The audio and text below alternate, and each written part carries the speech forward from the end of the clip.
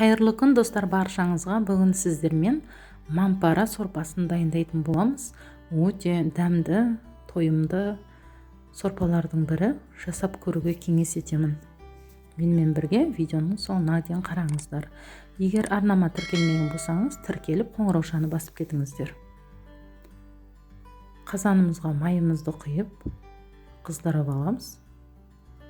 Қызған майымыздың үстіне етімізді, туралған етімізді салып, жақсылап қуырып алатын боламыз.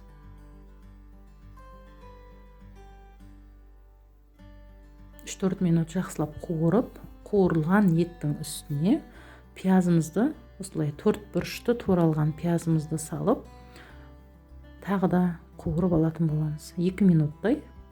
Міне пиязым қуырылды. Үстіне сәбізімізді және қызанағымызды, оны да 4 бұрышты етіп турап алдым.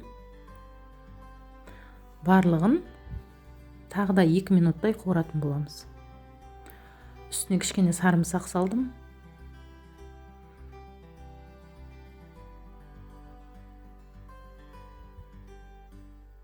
Жақсылап қуырылғаннан кейін татымына қарай тұзымызды салып, үстіне суымызды құятын боламыз.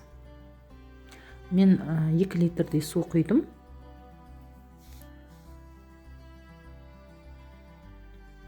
Суды құйғаннан кейін суымыз қайнаған соң, осындай бетіне шыққан көпіршігімізді алып тастайтын боламыз.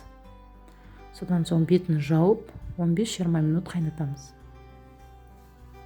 Біздің сорпамыз қайнап піскенше етіміз, қамырымызды илейтін боламыз. Онымыздың үстіне бір жұмыртқамызды жарып, және суымызды құйып, шым-шым тұзымызды салып, кәдімгі мантының, еттің қамыры секілді қамыр илейтін боламыз.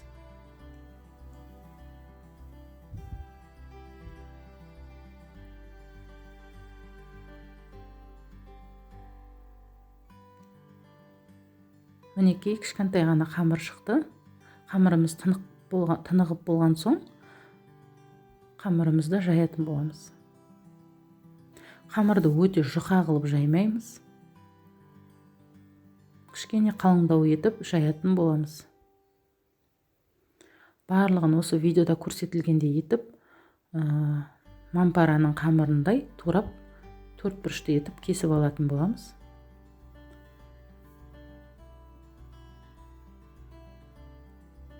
Мінекей осындай етіп кесіп аламыз барлығын.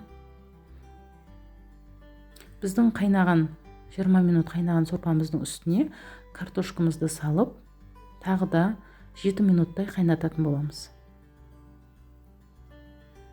Мінекей достар, 7 минуттай қайнады.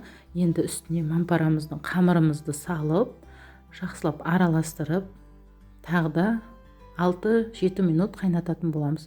Мен үстіне қара бұрыш, татымына қарай тұзын көріп, тұзымды салдым және паприка салдым.